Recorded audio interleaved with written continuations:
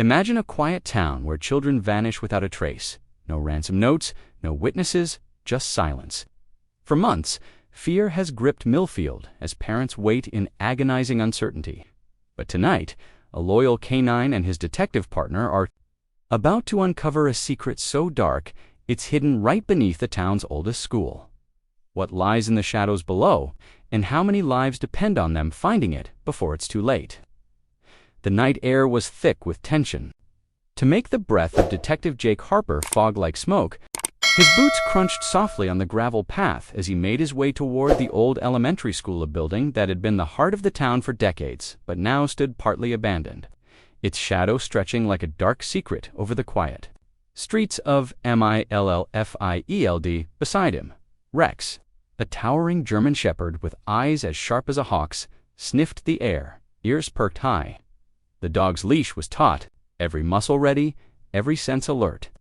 Jake could feel the weight of the night pressing down. The kind of night that promised something was about to break loose, something that had been lurking beneath the surface for far too long.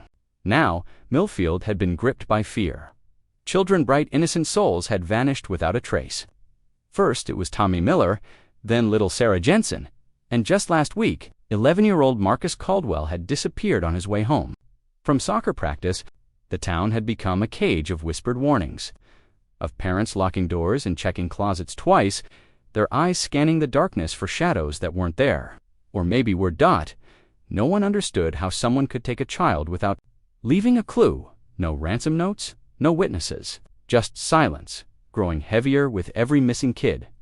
Jake had seen his share of tough cases, but this one was different. It cut deeper because it was personal. Every missing child was someone's, son or daughter. Every disappearance was a wound in the town's heart.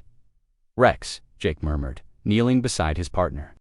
The dog let out a low, steady growl and began to pull toward the school's old basement entrance, hidden behind a crumbling brick wall overgrown with ivy. It was a place most kids barely knew existed, a relic from a forgotten era. Jake's pulse quickened. Something about the dog's behavior told him they were close to something buried beneath that school. He flicked on his flashlight and glanced around the empty parking lot, the beam slicing through the dark. The streetlights flickered faintly in the distance, casting long shadows across the cracked pavement. Somewhere, a dog barked in the night, a lonely sound that made the hairs on Jake's neck stand up. The detective's gut twisted. He'd been chasing leads for weeks, following dead ends and false hopes. But Rex's instincts were rarely wrong. Tonight, the dog was certain about something, and Jake trusted that instinct like a lifeline. Moving quietly, Jake approached the hidden door, a rusted metal panel almost invisible against the brick. The lock was old but secure, and Jake produced a small set of tools from his coat. His hands worked methodically, the familiar click echoing in the stillness like a heartbeat as the door creaked open. A faint chill rolled out, a stale, damp smell like forgotten secrets trapped in cold stone. Rex's nose twitched, and the dog slipped inside without hesitation. Jake followed, his flashlight revealing a narrow staircase descending into darkness. The air grew cooler, heavier, carrying the scent of mildew and something else, something metallic, faint but unmistakable. They reached the bottom, stepping into a dim corridor lined with peeling paint and cracked tiles. The silence was suffocating. Then, a soft sound-a-whisper of movement. Jake froze. Rex's ears twitched, and the dog's growl deepened. A child's sob, muffled and terrified. Jake's heart pounded so loud he thought Rex might hear it too. He took a slow, steadying breath and whispered, "It's okay, we're here." The sobs grew louder, guiding them down the corridor to a heavy steel door hidden behind an old storage closet. Jake's fingers trembled slightly as he forced the door open.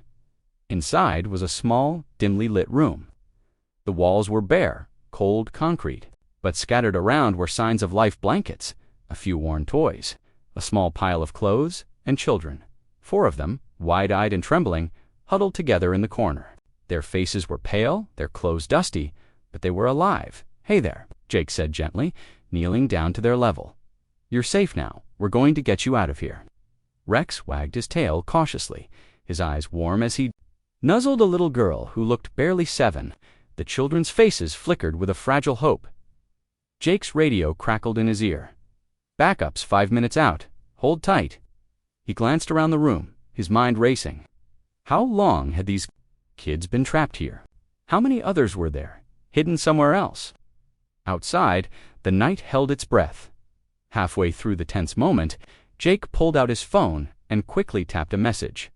"If you love brave animals like Rex, who save lives every day, don't forget to subscribe to Brave Animals on YouTube for more incredible stories about real-life heroes."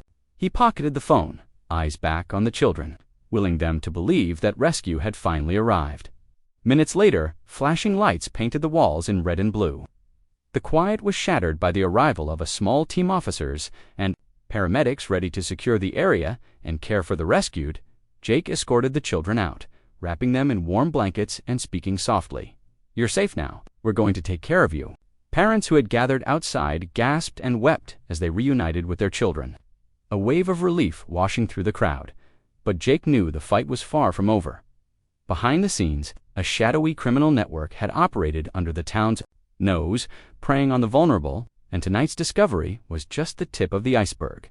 As Rex sat by Jake's side, head resting on his boots, the detective stared back down into the dark corridor. The hidden room beneath the school," he whispered. "We're just getting started." This first night set the stage for a battle between justice and darkness, a fight that would test Jake P.X. and the whole town of Millfield. And no one could have guessed how deep the rabbit hole went. The sun hadn't yet risen when Detective Jake Harper sat in the back of his patrol car, his fingers tapping nervously against the steering wheel. Outside, the town of Millfield was just beginning to stir awake the muffled hum of early morning engines, the distant bark of a dog, the rustling of newspaper pages being flipped on front porches, but Jake's mind was far from the sleepy town. His thoughts churned over last night's grim discovery, the hidden room beneath the school, the terrified children they had rescued. It was a breakthrough, yes, but it raised more questions than answers. How many more kids were out there? Had no one noticed the secret passage? And, most importantly, who was behind it all? Beside him, Rex lay calmly on the floor of the car, his sharp eyes following Jake's every move. The dog's calmness was a balm to Jake's frayed nerves. Rex had saved lives before, but this case felt different. It was bigger, darker. Jake finally exhaled and glanced at his phone. The message from the precinct blinked back. "Meeting with the task force in 30 minutes. Bring everything you've got." He nodded to himself, steeling his resolve. Inside the precinct conference room, a handful of officers gathered around a large table cluttered with maps, photographs, and reports. At the head of the table stood Captain Marissa Collins, a no-nonsense woman with a reputation for keeping cool under pressure. "All right, folks," she began, her voice steady but firm. "Last night's rescue was a major win, but this is only the beginning. We're dealing with a well-organized operation. These kidnappings didn't just happen overnight." Jake leaned forward, pulling out a folder. The secret room was definitely designed for long-term captivity. The kids were scared but alive, which means the traffickers planned to keep them there for a while. "Any idea how many others might be out there?" Captain Collins asked. Jake shook his head. "Too soon to tell, but I'm guessing this isn't the only location." Marissa nodded grimly. "We've had reports of missing kids in neighboring counties, too. I want us to start connecting the dots. Rex here," she gestured to the dog, resting calmly beside Jake, "has a proven track record in scent tracking. He's going to be our lead in finding other possible sites." Rex gave a small bark, as if acknowledging the assignment. The team split up. Jake and Rex returned to the school for a more detailed sweep, while others gathered intelligence from nearby towns. Back at the school, the sun now cast long shadows across the playground, where kids were beginning to trickle in for morning recess. Unaware of the darkness that had lurked beneath their feet, Jake crouched at the entrance to the basement, shining his flashlight around the brick walls. He examined the floor carefully, noticing subtle marks and disturbed dust near a faded set of stairs leading further. Underground stairs that hadn't been on any of the official blueprints. "Rex, what do you say?" Jake whispered. "The dog's nose twitched as he stepped carefully onto the stairs, moving with deliberate focus. He paused halfway down and sat, looking back at Jake with urgency. Jake followed, heart pounding. At the bottom was a narrow tunnel, rough-hewn but clearly man-made. The air was stale, but not stale enough to be abandoned long ago. They moved deeper, the beam of Jake's flashlight cutting through the darkness, revealing rusty pipes, scattered debris, and then something new. A small pile of discarded clothes. Nearly hidden beneath a pile of broken boards, Jake picked up a worn baseball cap. Its logo faded but familiar. This was here recently. Rex growled softly and darted ahead, nose to the ground. Suddenly, a faint noise echoed soft footsteps, or maybe a shuffle. Jake froze, his hand instinctively reaching for his service pistol. "Easy, Rex," he murmured. The dog stopped, ears. Erect dot from the shadows, a figure emerged, the man, mid-30s, ragged and nervous, hands trembling. The man's eyes darted wildly when he saw them. "Stay right there," Jake commanded, flashlight and pistol trained on him. The man stammered, "Please, I didn't mean no harm, I swear." Jake motioned for backup on his radio and cautiously stepped forward. "Who are you? What are you doing down here?" The man swallowed hard, eyes flicking to Rex. "Look, I'm just a worker. I was hired to clean and maintain this part of the school. Didn't know anything about the kids, I swear." Jake wasn't convinced, but the man's fearful demeanor gave him pause. "Who hired you?" The man hesitated. "A guy named Lewis. Lewis and some others. They told me to keep quiet. Said it was for the children's safety. I didn't want to get involved." Jake's mind raced. The name Lewis wasn't new an alias linked to various petty crimes in the area, but nothing concrete. "Stay put," Jake said sharply. Into his radio, "We've got a lead." Outside, the task force was assembling. Detectives scoured through old records, compiling a profile on Lewis and anyone connected to him. The operation was bigger than they'd imagined. Meanwhile, Jake and Rex continued the search inside the tunnels. Rex's nose led them past several branching paths, each darker and more claustrophobic than the last dot. At one point, Rex stopped suddenly, barking softly and pawing at a wooden crate. Jake moved closer and pried it open, revealing a set of small belongings: shoes, a teddy bear, a notebook with childish scrawls. He swallowed hard. This isn't just a hideout, it's a prison. That afternoon, back at headquarters, Jake and Marissa reviewed security. Footage from surrounding areas, they noticed a white van parked near the school at odd hours over several weeks. "Looks like our suspects have been watching the place closely," Marissa said. Jake zoomed in on the license plate. "This van's been linked to multiple missing persons cases." Marissa tapped her pen on the table. "We're going to need more eyes and ears. Let's bring in the FBI liaison." In a quiet corner of the station, Rex lay curled up but alert. Jake knelt beside him, scratching behind his ears. "You're a hell of a partner, buddy," he said softly. "We're getting closer." Rex licked Jake's hand, tail thumping lightly. Jake glanced out the window, watching as the sun dipped low, casting the town in golden hues. Millfield was still holding its breath. As night fell once again, Jake found himself back at the entrance to the tunnels this time. With a full team behind him, they would move carefully one step at a time because they knew the stakes. Somewhere down there, beyond the darkness and fear, more children were waiting to be found. Dot and Jake Rex, and the task force were ready to bring them home. The heavy thud of boots echoed through the underground tunnel as Detective Jake Harper led the task force deeper into the darkness. Beneath Millfield Elementary, the flicker of flashlights bounced off damp walls, revealing patches of peeling paint and jagged stone.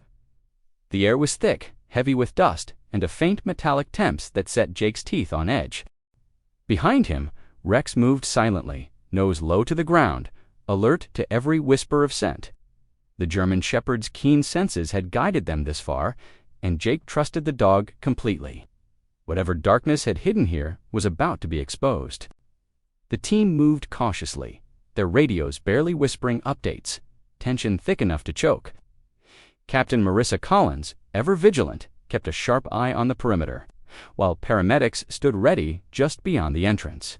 Then, Jake's flashlight caught something unusual, a metal door set flush into the concrete wall, almost invisible in the gloom. It was old, but sturdy, with heavy hinges that groaned softly as Jake pushed it open. Inside, the room was smaller than expected: bare concrete walls, low ceiling, cold and stark, but signs of life were everywhere. Faded blankets lay crumpled. In a corner, a worn teddy bear sat under a small barred window, and on the floor were scattered toys and scribbled drawings taped awkwardly to the wall. Jake's heart clenched, and then he saw them. For children no older than 10 huddled together in the corner, eyes wide with fear and confusion. Their clothes were dirty and their hair tangled, but they were alive. One little girl, no older, Van 7, clutched the teddy bear tightly as she looked up at Jake, her wide brown eyes reflecting a fragile hope. Jake knelt slowly, his voice gentle but firm. "You're safe now. We're here to get you out," the youngest boy whimpered, reaching out hesitantly for Rex, who wagged his tail softly in response. "We're going to take care of you," Jake promised, brushing a stray lock of hair from the girl's face. The room was small, cramped. No wonder the children looked frightened. Jake's eyes scanned for signs of how long they'd been trapped here. Faint markings on the wall suggested the kids tried to count days, but the numbers were smudged, fading into the concrete. "We need to move fast," Jake said quietly into his radio. "Found 4 kids alive. Conditions are bad cold, scared, but no immediate medical emergencies." Outside, the paramedics prepared blankets and warm drinks ready for the children's arrival. But Jake knew the real fight was just beginning. Back upstairs, news of the discovery spread quickly through the small town. Families gathered outside the school, waiting anxiously for updates. The tension in the air was palpable hope, and fear tangled together like the roots of an ancient tree. Jake stepped outside with the children, gently guiding them into waiting arms. The parents who recognized their children collapsed into tears, holding them close, whispering promises that no harm would come again. Yet even amidst the relief, Jake felt a weight pressing down on him. The hidden room was only one piece of a far larger puzzle. Who had built this secret prison? How had they managed to operate so close to the heart of Millfield without detection? And most importantly, were there more rooms like this in the makeshift command center set up in the school gym? Jake and Captain Collins pored over evidence and testimonies. Photos of the hidden room, interviews with the rescued children, and surveillance footage were spread across the tables like a grim mosaic. Marissa looked up, her face tight with determination. "We've got to find who's behind this and fast." Jake nodded. The man who hired the worker in the tunnels, Louis Sweeney, to track him down. The name Louis had come up again and again during their investigation. Small-time criminal with big-time connections, known for his dirty deals and slippery fingers. But finding him wouldn't be easy. Louis was a ghost, slipping through the cracks of Millfield's underworld like smoke. Meanwhile, Rex padded softly along the edge of the gym, his nose twitching as he caught the scent of the children and the faint trail of something darker: fear, menace, and control. Jake knelt beside him, scratching behind his ears. "You've got a good nose, buddy. Let's see where it leads." With the help of forensic teams, Rex was soon tracking a scent that led out of the tunnels, through back alleys, and into the shadowy corners of Millfield's neglected neighborhoods. Jake followed closely, heart pounding, as Rex pulled toward a run-down warehouse near the edge of town. The building was a relic from better days, its boarded-up windows and rusted doors hiding secrets long buried. Jake's radio crackled to life. "Backup is en route. Wait for the signal." The detective surveyed the building carefully, eyes scanning for signs of life, for traps, for anything that might warn them of danger. Suddenly, Rex's hackles rose. The dog barked sharply, alerting Jake to movement near the back entrance. Jake raised his pistol quietly, signaling to the team to prepare. Inside the warehouse, faint voices echoed children's laughter, twisted with muffled sobs. The sound was haunting, a cruel mask over the grim reality. Jake crept forward, every sense heightened. The air was thick with dust and something else, something sharp and bitter. Suddenly, a figure darted from the shadows, a young woman clutching a small boy. "Help!" she cried, eyes wild. "Please, get them out!" Jake lunged forward, grabbing her before she could disappear. "Who are you? What's going on here?" The woman gasped, tears streaming down her face. "They're everywhere. Locked up? We're trapped. Please." Before Jake could respond, a harsh voice cut through the darkness. "Freeze." A group of men emerged, faces hard and cruel. Jake's team sprang into action, the tense standoff erupting into chaos. The raid was swift but brutal. Men tried to flee, But Jake and his team, guided by Rex's unerring instincts, cornered them one by one. In the chaos, more children were found hidden behind crates, locked in makeshift cages, their eyes wide with terror and disbelief. Paramedics rushed forward to tend to the rescued, their small bodies trembling but alive. Jake stood amid the turmoil, watching as the darkness that had gripped Millfield slowly lifted. That night, back at the station, Jake sat alone, exhaustion heavy on his shoulders. Rex lay at his feet, head resting on Jake's boot. The case was far from over. But the discovery of the hidden room and the raid on the warehouse had struck a powerful blow against the kidnappers. Jake knew they had exposed only the surface of a deeper, more dangerous criminal network. But for now, the children were safe, and that was enough. He reached down, patting Rex gently. "Good job today, partner," Jake whispered. Rex looked up, eyes shining with quiet pride. The fight for justice was far from over, but together they would keep going. The glow of computer monitors lit up the small command center in the Millfield Police Department, where Detective Jake Harper and Captain Marissa Collins worked late into the night. Around them, the hum of conversations and the clacking of keyboards filled the air as officers pieced together fragments of the dark puzzle that had enveloped their town. Jake rubbed his tired eyes and leaned back in his chair. Glancing at the map spread out before him, red pins marked known locations, Millfield Elementary's hidden tunnels, the warehouse raid site, and a handful of other places where whispers of missing children had surfaced. But the true size of the network remained elusive, like a shadow, constantly slipping through their fingers. Marissa stood nearby, scrolling through a report on her tablet. "Lewis isn't just some low-level thug," she said quietly, her tone grim. "He's a middleman, a link in a chain that stretches far, beyond Millfield." Jake nodded. "We're looking at an organized crime ring. Kidnappings, trafficking, it's all connected. And it's bigger than any of us thought." The room fell into a heavy silence, broken only by the steady tapping of keys and distant sirens outside.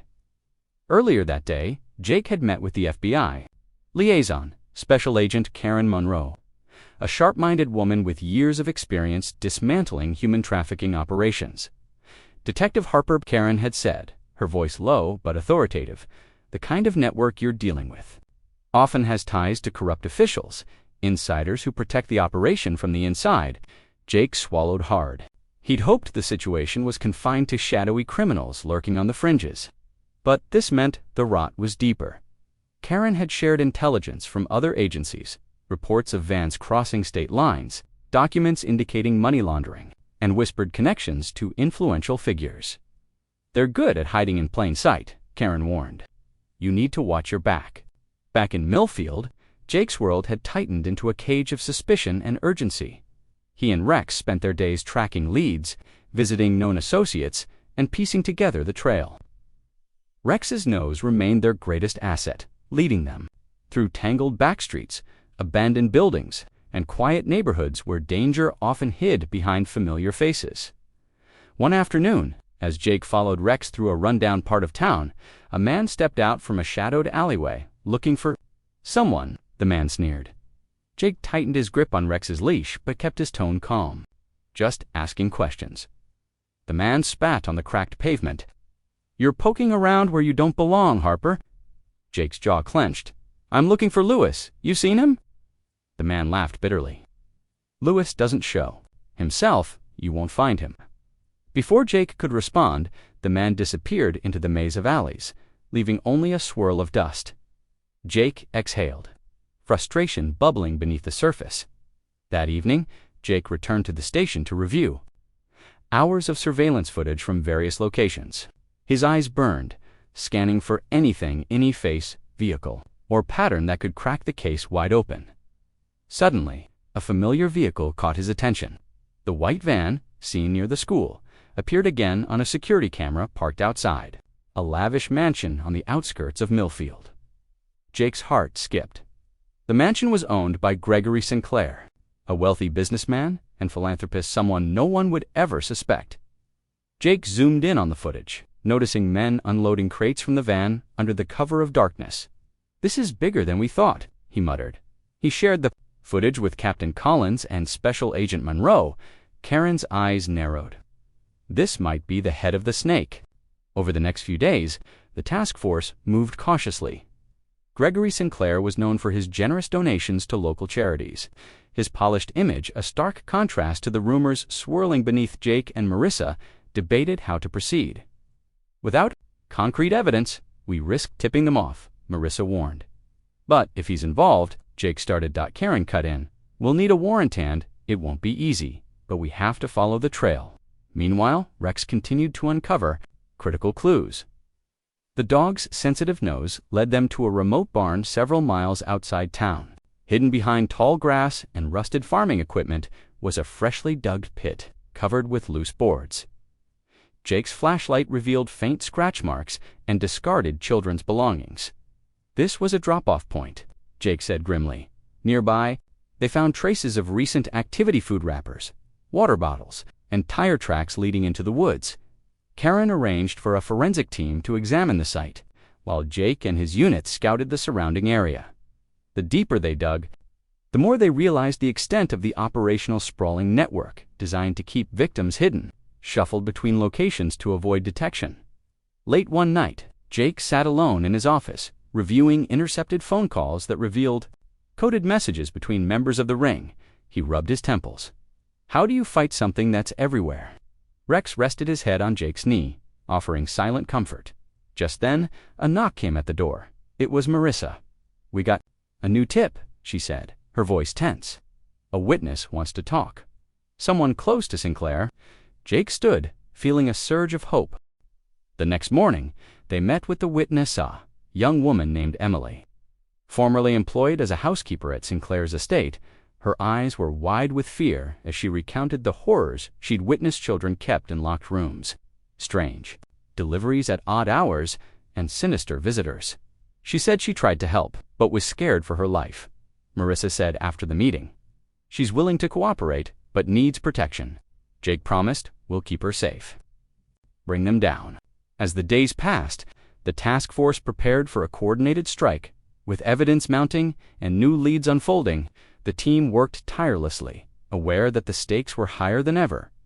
Jake looked over at Rex, the dog's steady gaze full of trust and determination. We're close, Jake whispered. We're going to end this.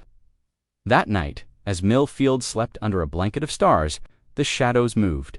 The dangerous network was aware, and they were ready to fight back.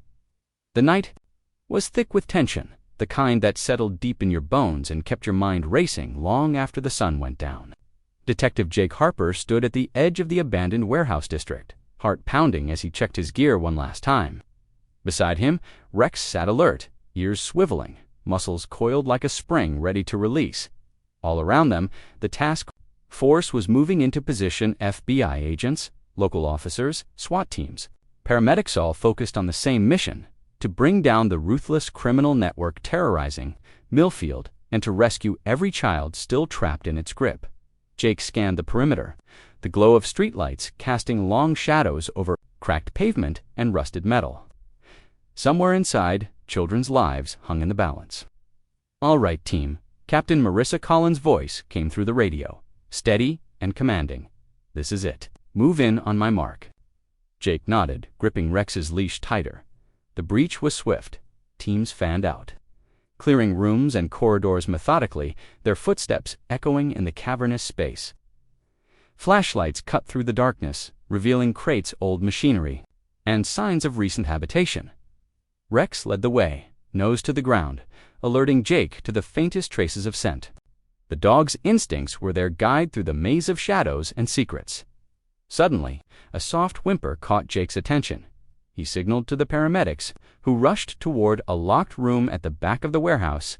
Inside, the small, grimy chamber, 4 children sat huddled together, eyes wide with fear but lighting up as they saw the rescuers. Jake knelt down, his voice calm and reassuring. You're safe now. We're here to help. One little boy clung to a threadbare blanket, while a girl whispered softly to calm the others. Outside, officers worked to secure the perimeter, while other teams uncovered more rooms, each revealing heartbreaking scenes of captivity. The raid was intense. Criminals resisted, some attempting to flee, but the coordinated efforts of law enforcement coupled with Rex's keen senses, left them nowhere to hide. Jake found himself in a tense standoff with one of the ring's enforcers, a man with cold eyes and a threatening demeanor. "You won't win," the man sneered. Jake met his gaze. "Steady. Justice wins tonight." With backup arriving, the man was cuffed and led away. As the hours wore on, more children were found, each one a small miracle, their spirits battered but unbroken. Paramedics moved swiftly, offering blankets, water, and medical care. Families gathered outside, some waiting for news with bated breath. When the rescued children were brought out, tears flowed freely. Parents held their little ones close, promises whispered through sobs. Jake watched from a distance, heart swelling with relief and sorrow. Relief that the nightmare was ending. Sorrow for the pain that had been endured, but the victory was bittersweet. During the operation, some key players managed to escape. Captain Collins gathered the team afterward. "We got a lot of them tonight," she said. "But the fight isn't over. The masterminds are still out there." Jake nodded. "We'll find them." In the days that followed, Millfield began to heal. Community members came together to support the rescued children and their families. Counselors and social workers worked around the clock, helping the kids process trauma and rebuild trust. Jake and Rex continued their patrols, a quiet but constant presence in the town. One afternoon, as Jake walked Rex through the park, a young mother approached. "Detective Harper?" she asked, eyes bright with gratitude. Jake smiled. "That's me." She held out a small photo. "This is my daughter, Emily. You saved her. I just wanted to say thank you." Jake's throat tightened. "Thank you for trusting us." Rex wagged his tail, nuzzling Emily gently, even as life slowly returned to normal. Jake knew the scars ran deep. The case had changed him, but it had also reminded him why he became a cop: to protect the innocent, to fight the darkness, and to stand for hope with Rex by his side. Jake was ready for whatever came next. The sun rose over Millfield, casting a warm glow across the town that had been through more darkness than anyone could have imagined. The streets were quieter now, but the echoes of what had happened lingered like a shadowy, reminding everyone that healing would take time. Detective Jake Harper stood outside the police station, Rex at his side, watching families reunite in the nearby park. Children laughed tentatively, their smiles fragile but real, as parents held them close, promising safety and love. It was a scene Jake had dreamed of since the night he first found those frightened. Kids hidden beneath the school, he inhaled deeply, the fresh air filling his lungs, and felt the weight of the journey, the heartbreak, and now the hope. Inside the station, Captain Marissa Collins gathered the task force for a final briefing before the shift change. The faces around her were tired, marked by sleepless nights and heavy hearts. But there was a new strength in their quiet determination. "We've made incredible progress," she said, voice steady. "The network is dismantled. The children are safe, and those responsible are behind bars or on the run. Our work is not done, but we've taken the first big step toward justice." Jake nodded, thinking about the road ahead. There would be court cases, investigations, and ongoing efforts to support the victims. But more than that, there would be stories of resilience and courage, stories that Millfield would carry forward. Later that day, Jake found a moment to visit the community center, where many of the rescued children were receiving care. The room buzzed softly with activity therapists working gently with kids, volunteers organizing donations, and families connecting in support groups. One little girl, shy but curious, tugged at Jake's sleeve. "Are you the man who found us?" she asked quietly. Jake knelt, meeting her eyes. "I'm the man who helped get you home." She smiled, a small but powerful light shining through the darkness she'd endured. Jake's heart swelled. This was why he kept fighting, because of moments like this. Outside, Rex sat patiently by the front door, watching children play in the nearby yard. The dog's calm presence was a comfort to everyone around him, a reminder that even in the darkest times, there are heroes who never give up. Jake patted Rex's head. "We did good, partner." Rex looked up with those steady, loyal eyes, as if to say, "There's always more to do." Back at the station, Jake sat at his desk, reviewing case files and reports. His phone buzzed a message from Special Agent Karen Monroe. "Great job, team. The feds are closing in on remaining targets. We'll keep you posted." Jake smiled. The collaboration had been vital, and the battle was far from over. But for the first time in a long while, he felt hope. That evening, Jake stood outside his home, watching the stars emerge in the clear sky. The quiet was a balm to his soul. He thought about the children, their families, the community that had rallied together. He thought about Rex, his steadfast companion who had saved lives time and time again, and he thought about the future, a future where darkness could not hide forever. Before turning in for the night, Jake took out his phone and opened the Brave Animals YouTube channel where Rex's story and countless others like theirs were shared to inspire and uplift. He read through comments from viewers who had followed their journey. Words of support, gratitude, and hope. Jake smiled. To everyone who's watched and believed, he whispered, "Thank you. Thank you so much for following this journey with us. The fight against darkness isn't easy, but with courage, loyalty, and hope, we can bring light to even the darkest places." What do you think is the most important quality in a hero, especially in stories like this one? Is it bravery, compassion, or something else? Let us know in the comments below. And if you haven't already, please subscribe to Brave Animals to hear more stories of real-life heroes who change the world every day.